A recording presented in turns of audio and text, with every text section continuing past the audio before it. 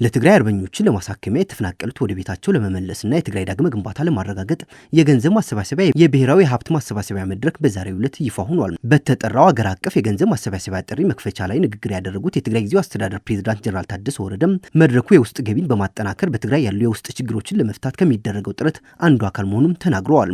ፕሬዝዳንቱ አክለውም በተገቢው የመንግስት ቁጥጥር ለታቀደው ዓላማ ሂደትና ውጤት የሚውል ሀብት ነው ብለዋል። ስለዚህ ሁሉም የትግራይ ተወላጆች ብሔራዊ የገቢ አሰባሰብን በማጠናከር አሻራቸውን እንዲያሳርፉ ጥሪ አቅርበዋል።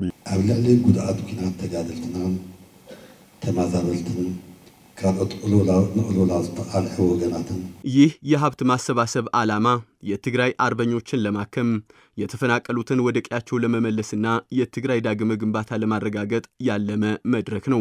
ሁሉም የትግራይ ተወላጆችና ወዳጆች በሙሉ በዚህ ብሔራዊ የገቢ ማሰባሰቢያ ሂደት እንድትሳተፉና የራሳችሁን አሻራ እንድታኖሩ ጥሬን አቀርባለሁ። የብሔራዊ ሀብት አሰባሰብ ኮሚቴ ቦርድ ሰብሳቢ ዶክተር አብርሃም ተከስተ በበኩላቸው ትግራይ እንደ ሌሎች ክልሎች ከፌዴራል መንግስት ማግኘት ያለባትን በጀት ባለማግኘቷ ምክንያት ማህበረሰቡ ለተለያዩ ማህበራዊ ኢኮኖሚ ችግሮች እየተጋለጠ ይገኛል ሲሉም አክለዋል። ተመዛበልቲና መረበቶም ምምላስ ከምኡውን ናይ ሕወት ስራሕቲ ምክያድ ዝኣመሰሉ በትውዕል መሰረት በመንግስት ኢትዮጵያ አይተፈጸሙ።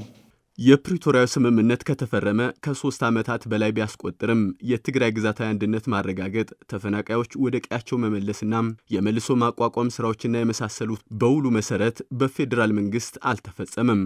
ለአብነት ክልሎች ከፌዴራል የሚያገኙት በጀት ለሁሉም ክልሎች ሲላክ ለትግራይ ሊላክ የሚገባው በጀት ከጥቅምት ወር 2018 ዓ.ም ጀምሮ በጸደቀው መሰረት አልተላከም።